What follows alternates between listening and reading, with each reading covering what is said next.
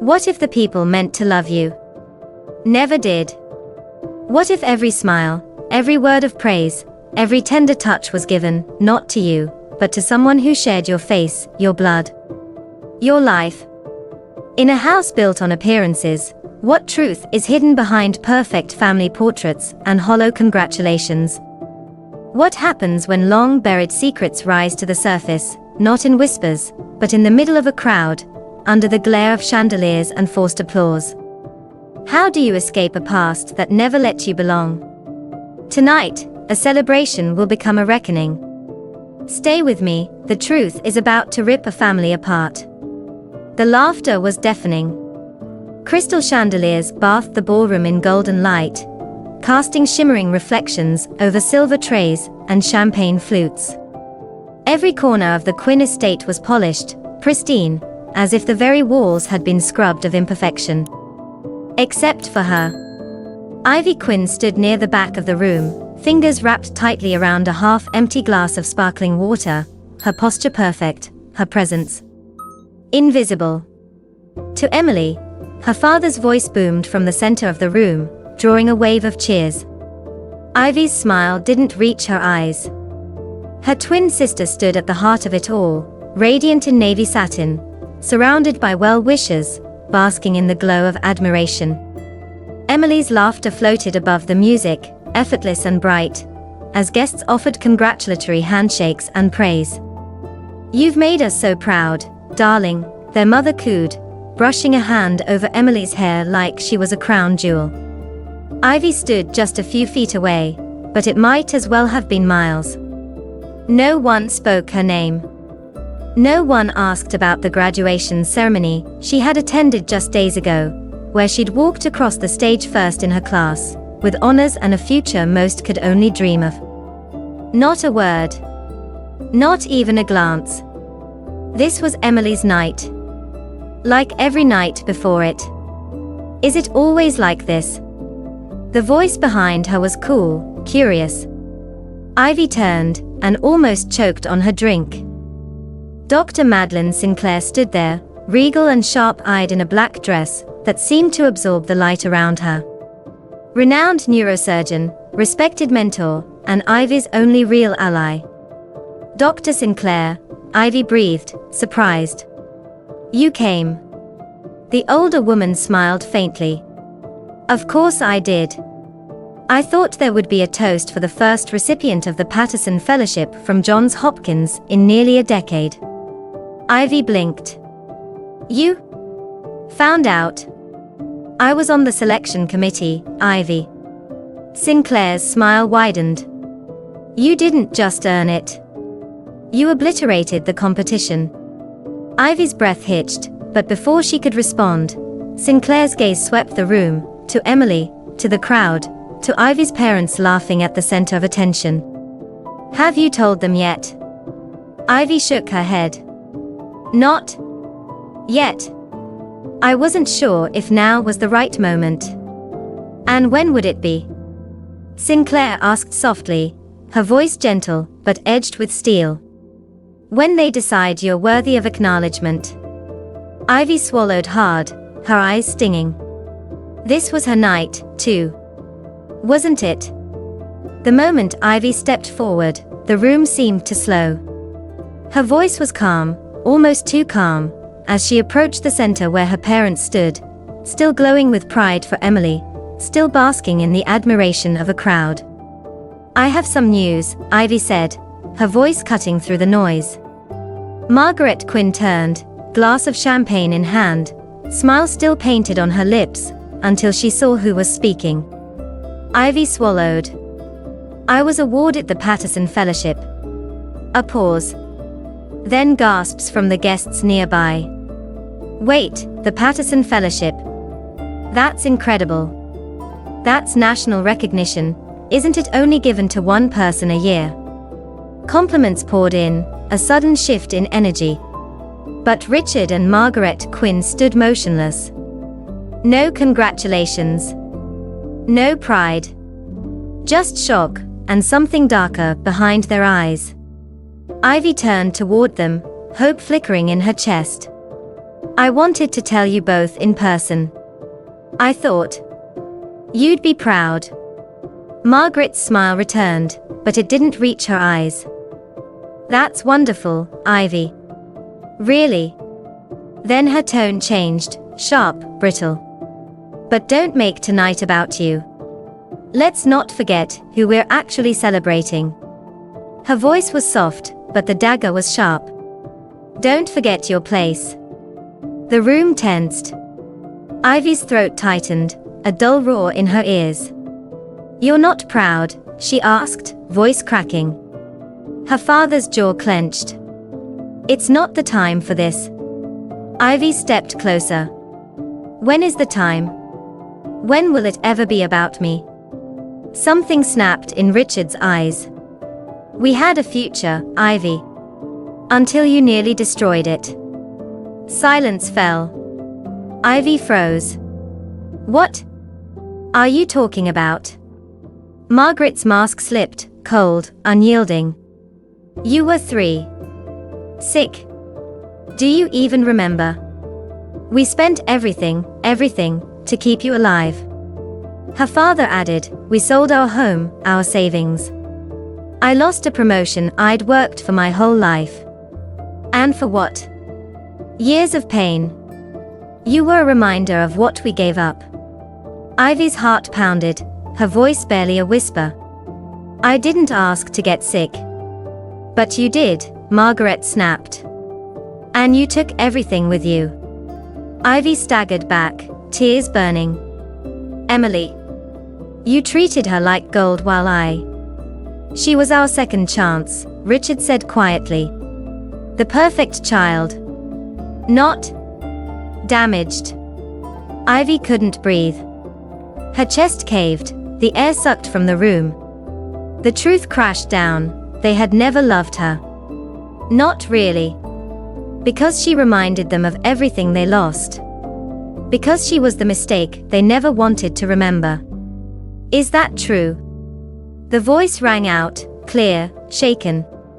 All eyes turned.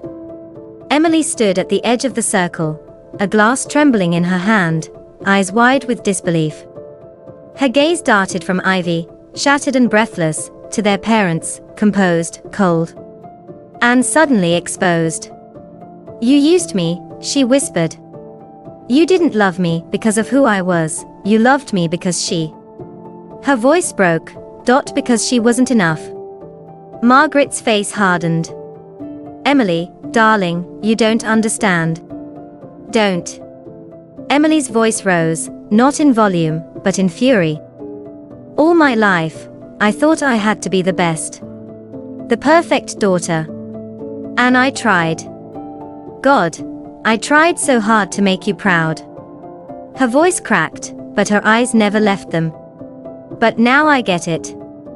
I wasn't the best. I was just convenient. Richard stepped forward, forced calm in his tone. We wanted what was best for both of you. Emily's laughter was hollow. Best. You tore her down, ignored her, erased her. And I let it happen. I watched it happen. Her eyes met Ivy's, filled with guilt, sorrow, regret. Ivy. I'm sorry. I should have stood up for you. I should have seen it sooner. Ivy didn't speak. Couldn't. The walls around her heart had cracked too many times in one night. But Emily turned back to their parents, fire rising. You think you sacrificed too much for Ivy? Her voice was ice. No. You sacrificed her. Every day of her life. And I won't be part of this anymore. The room was silent. Guests stared, whispers rising. The facade was shattered, and for the first time, the Quinn family couldn't hide behind charm, or wealth, or crafted lies. Emily stepped away from them, no longer the favored daughter, no longer their puppet. She stood beside Ivy, not as a rival, but as a sister. And in that moment, Ivy wasn't alone anymore. The room wasn't silent anymore. It was buzzing, with whispers, glances, and something the Quinns never expected in their own home. Judgment. Margaret looked around, her smile stretched too thin, voice suddenly sweet, almost syrupy. There seems to be a misunderstanding. She laughed, brittle and forced. Of course we love both our daughters equally. Richard stepped in, adding quickly, every family has disagreements. Let's not blow this out of proportion. Lies, clean, practiced, familiar. But no one was buying them. Eyes narrowed. Conversations hushed. Their story had cracked, and the truth was bleeding through. Emily crossed her arms, shaking her head in disbelief. Ivy said nothing, she didn't need to. The silence surrounding her spoke volumes. And then, Dr. Sinclair stepped forward. Graceful, poised, and merciless. It's fascinating, she said, voice carrying across the room. How easily people believe they can rewrite reality when witnesses are watching. Margaret's smile faltered. Dr. Sinclair, I'm sure you don't. Oh, I do. Sinclair's gaze cut through them.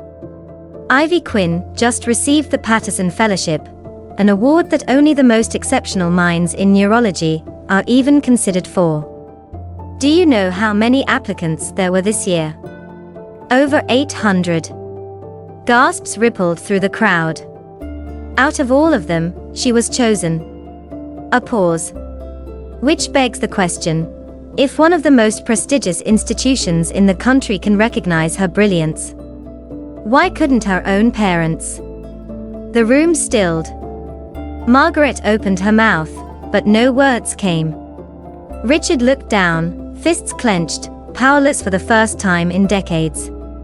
Sinclair turned to Ivy, eyes soft. You don't need validation from people who are blind to your worth. Their failure to see you, that's not your burden to carry.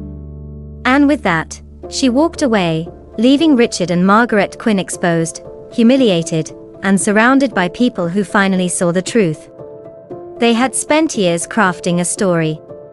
Tonight, they lost control of it forever. Margaret's voice cracked first. Ivy, wait, please. We didn't mean for this to happen. They just got complicated. Richard stepped forward, face pale. You have to understand. We did what we thought was best. Ivy turned slowly, meeting their eyes, not with anger, not with tears. With clarity. You didn't do what was best. You did what was easiest for you. Margaret reached for her arm. We can fix this. We're still a family. Ivy stepped back. No, she said softly, but firmly. For the first time in my life, I don't need your acceptance. Or your approval. I don't need you. A pause. Then she looked them both in the eyes, and delivered the words that would haunt them forever. For the first time, I am truly free. She turned and walked away, no hesitation, no second glance. And they didn't stop her. They couldn't. Later, in the quiet of Ivy's old room, Emily stood beside her, suitcase in hand. I don't know who I am without them telling me who to be, Emily admitted, voice trembling. Ivy smiled gently. Then it's time you found out. Emily nodded, tears shining. All my life, I thought being perfect would make them love me more. But maybe. It's not about being perfect at all. No, Ivy whispered. It's about being you. At the airport, the two stood side by side as the boarding call echoed through the terminal. Ivy glanced at Emily, heart lighter than it had ever been. You okay? Emily smiled, truly smiled. Not yet. But I will be.